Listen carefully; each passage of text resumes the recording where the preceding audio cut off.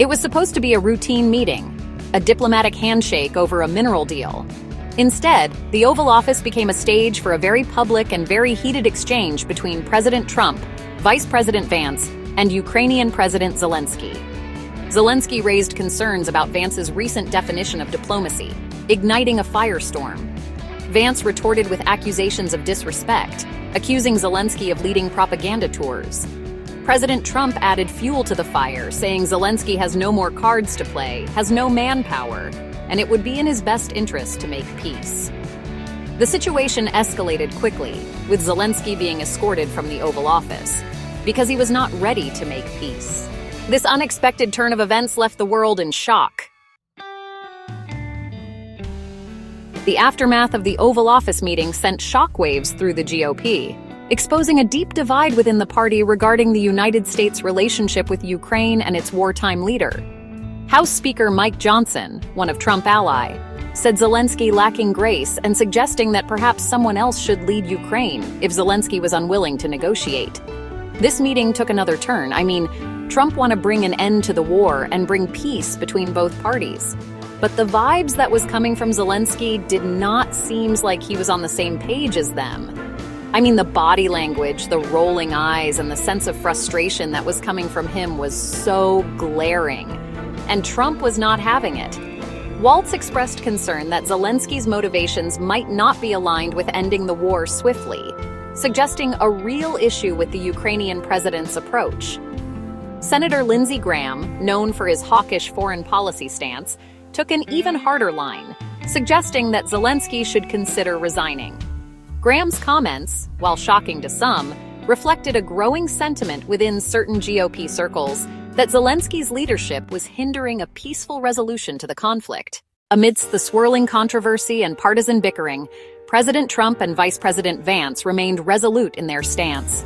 They argued that their firm approach was necessary to protect American interests and prevent the United States from being drawn further into a protracted conflict. Trump, known for his America First agenda and unconventional approach to foreign policy, defended his administration's actions, stating that he was simply putting America's interests first.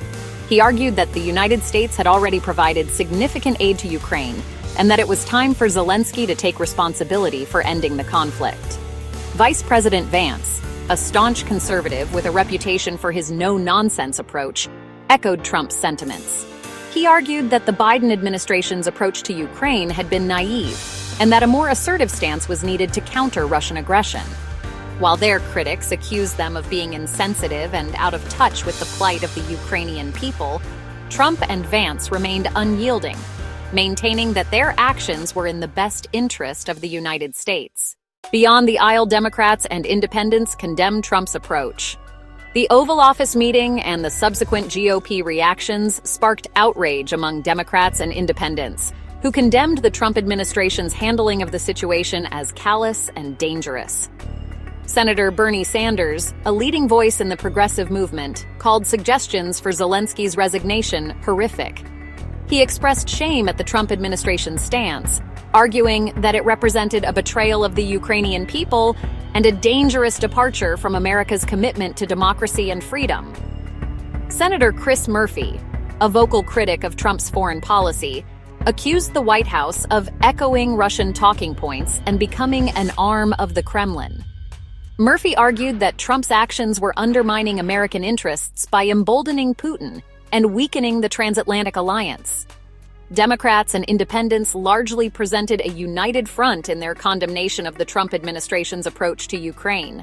They argued that Trump's actions were not only morally reprehensible, but also strategically unwise, alleging that they were weakening America's standing in the world and emboldening autocratic leaders like Putin. A relationship strained, the future of U.S. Ukraine relations. The heated exchange in the Oval Office has cast a long shadow over U.S. Ukraine relations. The meeting exposed deep fissures within American politics regarding the conflict in Ukraine. While some Republicans support continued aid to Ukraine, the GOP remains divided. Democrats and independents largely condemn the Trump administration's actions. They argue these actions are harmful to both countries. The polarized climate challenges cohesive foreign policy. The path forward remains uncertain. Whether this is a turning point or a bump in the road remains to be seen.